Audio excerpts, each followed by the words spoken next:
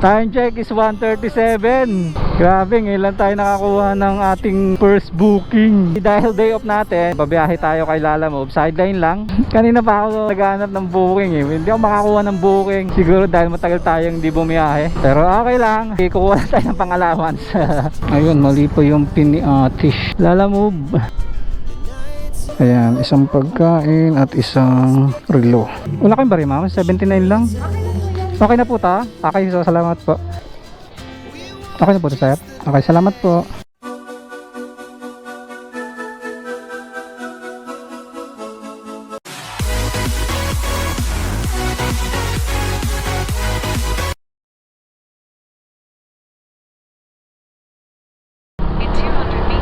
Good day mga kabiwan moto and welcome to my vlog. So for today's video is maglalalamove tayo. Time check is 1:37. Grabe, ngayon lang tayo nakakuha ng ating first booking. Nakatulog na nga tayo mga kabiwan moto. Dahil day off natin, babiyahe tayo kay Lalamove. Sideline lang dahil wala naman tayong ginagawa sa bahay at tinatamad ako. So papunta na tayo sa ating pick up. First pick up. Tanghali na. Kanina pa ako naghahanap ng booking eh. Hindi ako makakuha ng booking. Siguro dahil matagal tayong hindi bumiyahe. Pero okay lang. Kukuha na tayo ng pang-allowance. I-relo lang naman daw yung kukunin natin. So 1 minute na lang tayo dito sa ating pick up. Ano lang black? 17 lot to.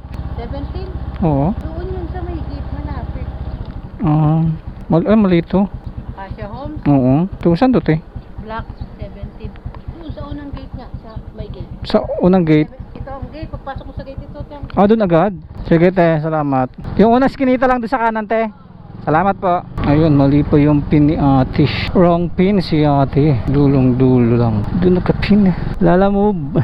Ito lang te. Pakikontak na lang po yung ano. Sige. Ayan, mga kabiwan mo to. Papunta na tayo sa ating drop off. Nakalagay dito is 9.3 kilometers and this is for 79 pesos only. Kung hindi na natin ito sasabayan, lapit lang eh. Kunwari lang, baka may sabay tayo. On the way is nakakuha tayo ng ating pangalawang booking, which is pupunta na tayo sa pick up. Ito naman is 157 or 159. Double check ko. Bali 155 pala mga kabiwan mo to. Isang 79, isang 155. And ang kagandahan dito, madadaanan yung unang drop off natin. Okay lang. So mas maganda to. Para hindi tayo lugi, isang 79 tsaka isang 155. Expected ko hindi na tayo makaka-double booking, pero naka-double booking pa rin tayo. Dito na tayo. Ayan mga kabiwan mo to, nakuha na natin picture. Bali 2 booking nakuha natin mga kabiwan mo to. Ayan, isang pagkain at isang relo. Unang i-drop natin mga kabiwan mo to ay yung relo, kasi yun yung unang pick up natin. Ito muna ang unahin natin. Adan! Mula sa ating second pick up, babiyahe tayo papunta dun sa ating first drop off at ito ay 8.76. And ang kagandahan dito, on the way talaga siya. Kaya let's go!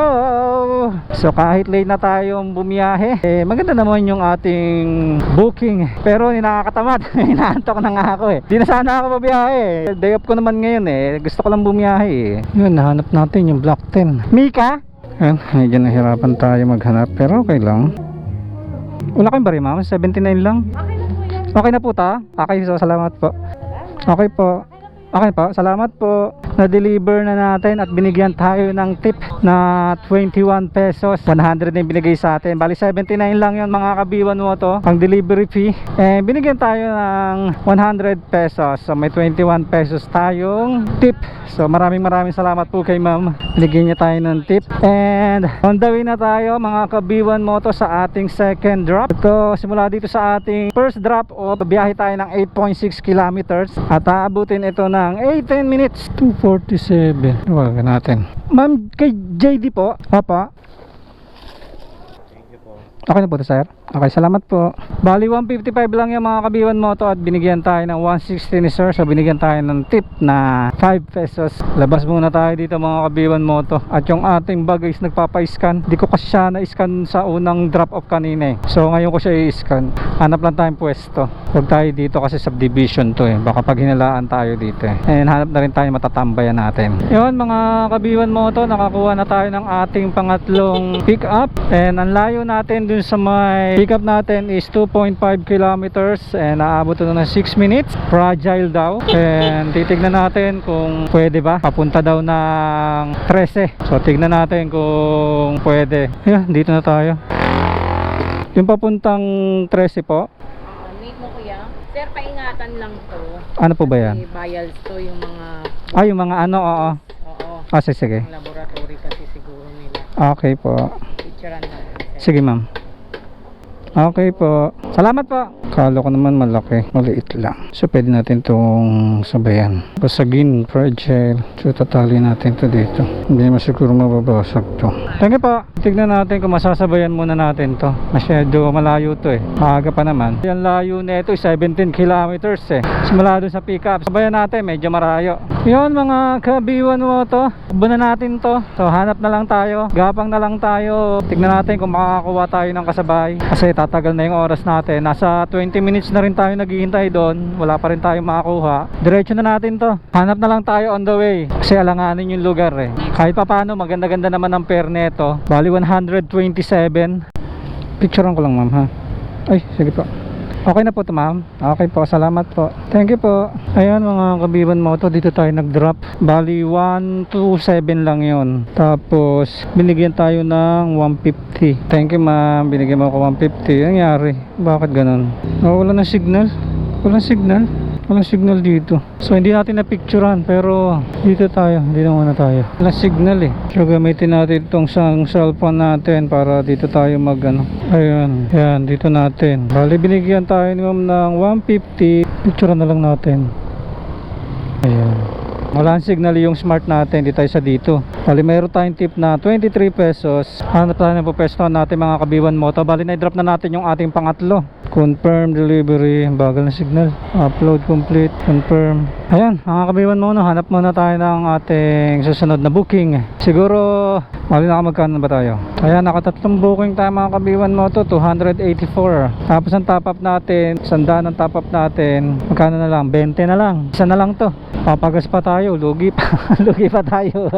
Pero ang hawak natin pera kasama yung tip natin mga Kabiwan Moto is nasa 410. So kung susumahin mo, tatanggalin natin yung top up na 100, 100, gas, ayun, 200 lang kikitain natin. 200 lang kikitain natin mga Kabiwan Moto. Bagay, ano oras na tayo nagsimula? Alas 2, 2 oras pa lang naman tayo. 2 oras pa lang naman tayo bumabiyahe. Hanap lang tayo ng pwesto. Ayun, mga Kabiwan Moto, uwi na tayo. Hindi tayo nakakuha rito sa 13, gagapang na lang tayo kasi maggagabi na. At may pasok pa ako bukas. Kailangan ko na magpahinga.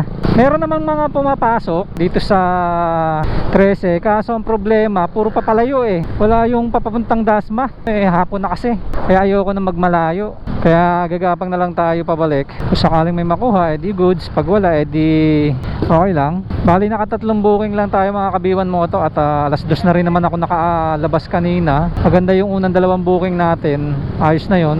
Bali ang kinita ko is 400 kasama yung 410. Kasama na yung mga tip doon. So, palagay natin 80 yung nakonsumo ko. 80 kasi yung nakonsumo ko dun sa ano ko, sa top up ko. May natira pang 20. Tapos yung gas natin siguro 100. Palagay natin 100. Edi 180. Yun, kumita tayo ng 220. 2 oras lang halos. Yung takbo lang natin yun ha. Pero syempre nung tumambay tayo, inabot tayo ng 2 oras din kulang-kulang. Gagabihin na tayo ng gusto at hindi na rin naman ako makakapag-vlog pag madilim na. Okay naman siguro kung maaga ako nakabiyahe, goods na yon. Kasi kung maaga pa, yung mga kaninang lumabas dito sa 13 na papalayo, pwede ko naman kunin yun. Kaso nag-decide na ako na hindi ko na kunin at lalayo lang ako. Okay lang naman, part-time lang naman. May gas pa naman ako. Ayan, makakapasok pa naman yan bukas. Okay na rin yun, naka 400 ako. Yung top up ko, tsaka ako na lang papalitan yun pagka babiyahe na lang uli ako. May 20 pa naman akong natitira. Pwede naman ako kumuha ng wallet. Susunod na biyahe ko, pamalit doon. So hindi ko na rin kailangan maglabas ng pera doon. So hindi na ako mamumunan doon. So kung susumahin natin, palagay na natin 3 hours akong bumiyahe. Kung umita ako ng 400, okay na rin yun. Kung part-time lang, okay lang naman. Pero kung full-time, sabi ng iba, hindi na rin kumikita. Pero hindi ko naman expected kanina na makaka-double booking tayo. Sabi kasi ng iba, hindi na daw nakakapag-double booking pagka nakakuha ka na. Ang mangyayari lang nun, kung gusto nyo mag-double booking, huwag kayong kukuha ng priority booking. Kasi pag nakakuha kayo ng priority booking, hindi na kayo makakakuha ng isa pang booking. Kunin nyo regular lang. O kaya, isang regular, isang priority, pwede yun. Para mas malaki yung fare nung isa. I guess, hanggang dito na lang mga ka-B1 Moto. I hope kahit pa paano nagustuhan nyo ang video natin ngayong araw. Kahit na konti lang yung ating na-vlog at na-deliver ngayong araw na to, bali 3 lang yung booking natin. Next time, gagawin natin mas mahaba o mas aagahan natin yung paglalalamove natin. Kasi kanina wala na talaga akong planong bumiyahe. Biglang may pumasok, kinuha ko at nakuha ko naman. Kasi kanina talaga hindi na ako makakuha Nagli-leave disorder na ako kanina Kala ko dire-diretso na. And please don't forget to like, share, comment, and subscribe para updated kayo every time mag-upload ako ng video. And maraming salamat sa mga patuloy na sumusuporta sa ating channel. And always remember mga ka-B1 Moto, pray before you ride. Ride safe. God bless. B1 Moto out. Bye-bye. Traffic. We wanna chase the night, wanna dance to the light, pull stars from the sky, just two hearts running wild. Okay na to? Okay, salamat. As we show